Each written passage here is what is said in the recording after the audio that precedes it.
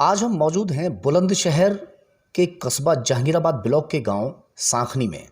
अति संवेदनशील ये गांव माना जाता है क्योंकि सन 89 में तकरीबन 11 मर्डर हुए थे, जिसमें एक तरफ से 10 लोग मारे गए थे और एक तरफ से एक हत्या हुई थी।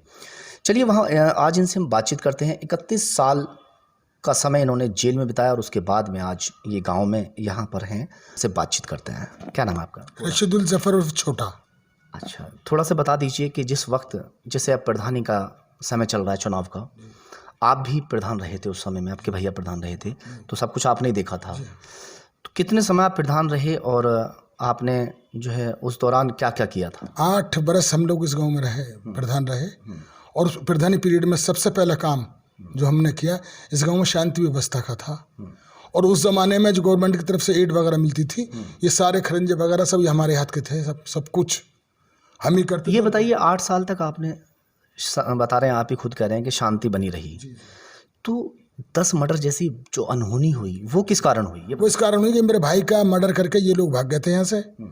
मिर्जा बदर उनका नाम था, पॉलिटिकल आदमी थे वो, कभी किसी से कोई दुश्मनी उनकी नहीं थी, अच्छे लोगों में बैठना उनका हमेशा रहा है और राष्ट्रीय लेवल के कांग्रेस के नेता हुआ करते थे। इन्होंने मेरे भाई को 28 चाकू मार करके मेरे बहन के घर में मार डाला था और करने के बाद में ये भाग गए थे गांव से। फिर ये जेल में रहे, सज़ा हुई इनको आजीवन। होने के बाद में फिर ये जब अपील बेल पर बाहर निकले, आज भी वो केस पेंडिंग हाई कोर्ट में है, आज भी है। जब भी यहाँ से चले गए तो फिर ये गांव में लौट के नहीं आए 8 साल तक बिल्कुल भी। और फिर जो आए तो फिर फोर्स के साथ एक औरत को मार के लाए थे, डेड बॉडी को। अच्छा, ये जो घटना हुई थी 11 मर्डर वाली, ये दिन की घटना थी या रात की? दिन की 3:20 पे शुरू हुई थी और 3:30 पौने 4 बजे ख़त्म हो गई थी। उस दौरान पुलिस प्रशासन भी रहा होगा, जाहिर सी बात है, जब ये लोग बाहर से आए होंगे साथ में, तो पुलिस प्रशासन उस इतनी बड़ी जघन्य घटना को रोक नहीं सकी न। वो इसलिए न रोक सकी कि आत्मबल की बात होती है ना, चूँकि ये लोग एक ऐसा बुरा काम करके गए हैं यहाँ से, ये लोग इतना बुरा काम करके यहाँ से गए थे, तो कोई लोग इनके साथ तो था ही ना। पूरा गाँव हमारे साथ खड़ा था उस वक्त में।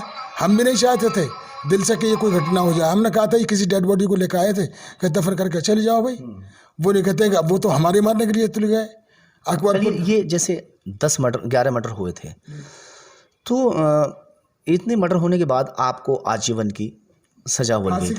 फांसी की हुई थी। पहले मुझे, हम लोगों को मृत्युदंड हुआ था 6 आदमियों को, मुझे, मेरे भाइयों को और 4 मेरे अजीजों को। तो बाकी सबका क्या रहा आपके? हम तो बाहर हैं। हाँ, बाकी सब बाहर ही हैं। अच्छा, सुप्रीम कोर्ट से ही सब बाहर हैं। 31 साल सजा काटने के बाद में हाई कोर्ट से कन्वर्ट हो गई थी लाइफ में।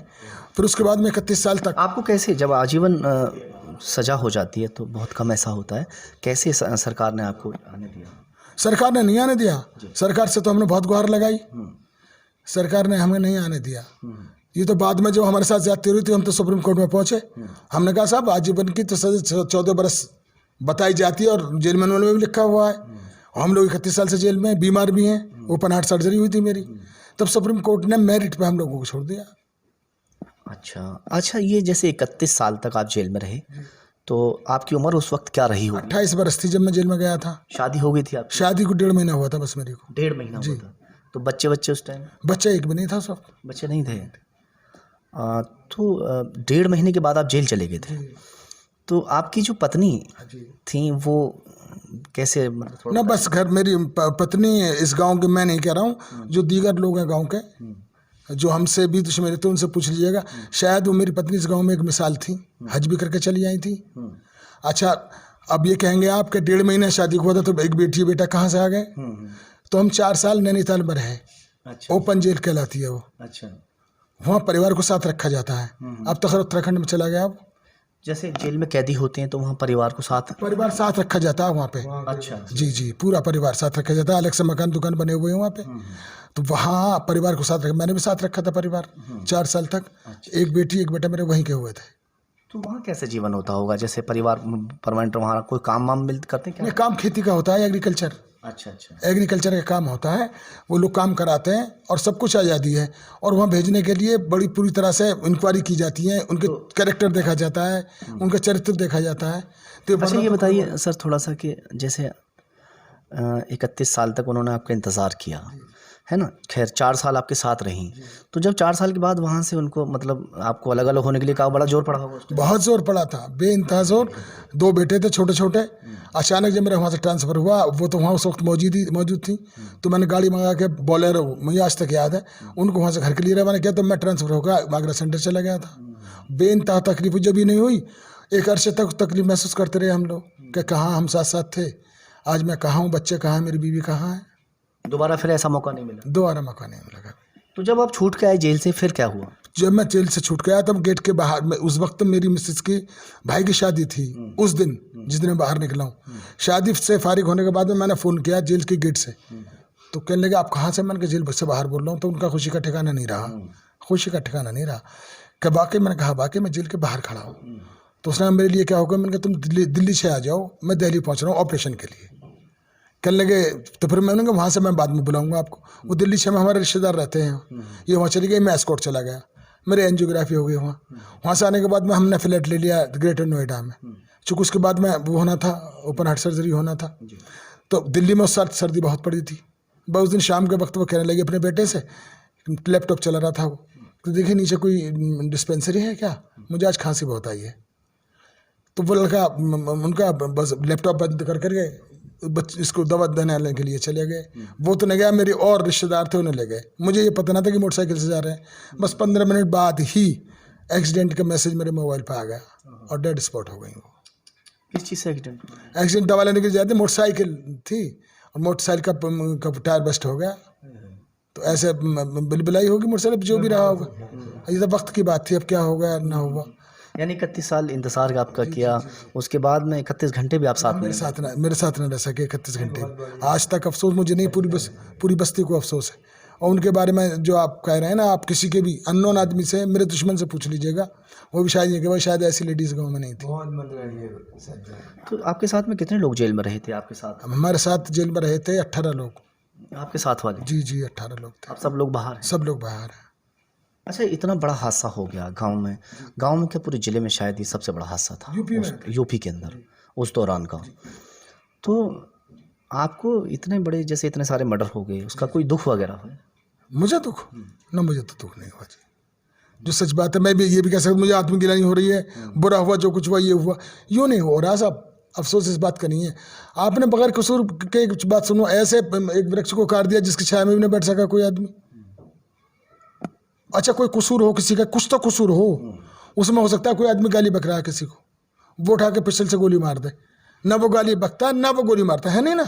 चाहे छोटा अपराध था उसका, उसने बड़ा अपराध किया। मेरे भाई से किसी को इस गांव में, गांव से नहीं, 84 गांव नॉन मुस्लिम्स के हैं, इधर से आप किसी से भी पूछ लीजिएगा कि आज भी वो मेरे भाई के लिए रोते हैं, आज भी। फिर भी झगड़ा है तो बुरी चीज़। देखिए 31 साल का समय आपका हुआ बीता, बच्चों से दूर रहे, है ना, बीवी से दूर रहे, माँ बाप भी शायद बाद में ना मिले हों। नहीं, मर गए जेल में रहते हुए। मेरी माँ का भी इंतकाल हो गया, मेरे बाप का भी। चेहरा भी मिला नहीं मिला उनका? हाँ, मैं अंत्येष्टि में शामिल हुआ था अपने बाप के। अच्छा, चलिए। फिर भी एक भाई का इंतकाल हुआ तो ये आए थे, मैं आपके भाई की अंत्येष्टि में भी आया था। मैं जब भी गाँव में आया था उन्हीं की परिवार के अंत्येष्टि में ही आया। वैसे मुझे मौका भी क्या कहेंगे, जनता को क्या संदेश देना चाहेंगे? झगड़ा, जनता को सिर्फ यही कहना चाहूँगा मैं कि साहब झगड़ा वाकई बुरी चीज़ है। थोड़ी देर के लिए आदमी को न किसी से नहीं तो झगड़ा करना चाहिए, ना तो ऐसी बात नहीं करनी चाहिए दूसरों को। जेल में भी बहुत बुरा जो है वहाँ बर्ताव भी होता है। हाँ, रवैया वहाँ तो इतना बुरा रवैया होता है साहब जेल में कि वहाँ हर रोज़, खैर मेरे जैसे कितने परसेंट होंगे जो आत्मगिलानी नहीं है, लेकिन वहाँ तो हर रोज़ मरता है साहब आदमी, हर घंटे में मरता है, हर घंटे में आदमी मरता है। वहाँ बाद में पछतावा भी होता है थोड़ा बहुत होता है, बहुत होता है। लोग जो लोग वहाँ पे हैं बहुत मर भी गए वहाँ पे, और लोग कहते भी हैं कि साहब अफसोस भी है, कहते भी हैं। और बहुत से बेकसूर लोग भी होते हैं साहब वहाँ, बेकसूर सब तरह के लोग होते हैं। आहूजा पान भंडार, हमारे यहाँ पर सभी प्रकार की वैरायटी के पान मिलते हैं, जैसे ड्राई फ्रूट पान, शाही मीठा पान, चॉकलेट पान, खजूर पान, केसर, कस्तूरी पान, सगाई पान और साथ ही स्पेशल शेक जैसे मॉकटेल शेक, खजूर शेक, मिक्स फ्रूट शेक आदि भी मिलते हैं। हमारा पता है चौक बाजार, बुलंदशहर। अब आपके जिले बुलंदशहर में पहली बार royal fun world water park, जहां आप ले सकेंगे पूरे परिवार के साथ आनंद, और जहां आपको मिलेगा दिल्ली के मशहूर करीम होटल और शाहजी डेयरी की खीर का स्वाद। तो आइए और आनंद लीजिए royal fun world water park का। हमारा पता है NH91 गांव Chanderu, Delhi road, Bulandshahr. Birla multi specialty hospital private limited 24 घंटे इमरजेंसी की सुविधा, विद डायलिसिस, डिलीवरी की सुविधा, जहर व एक्सीडेंटल मरीजों की सुविधा, मरीजों को लाने व ले जाने के लिए एम्बुलेंस की भी सुविधा। हमारा पता है मोहन कुटी, मामन रोड, बुलंदशहर। जब भी फैमिली के साथ हो बाहर खाना तो ईट एंजॉय फैमिली रेस्टोरेंट ही आना। चिकन काली मिर्च, मटन नहारी, काठी रोल और दिल्ली की मसालेदार biryani, chicken fry, chicken tandoori, सब मिलेगा लाजवाब। उंगलियां चाटते रह जाओगे जनाब। आइए, eat enjoy family restaurant, Delhi road, Bhood, Bulandshahr. Home delivery की सुविधा भी उपलब्ध। जब भी फैमिली के साथ हो बाहर खाना तो ईट एंजॉय फैमिली रेस्टोरेंट ही आना। चिकन काली मिर्च, मटन नहारी, काठी रोल और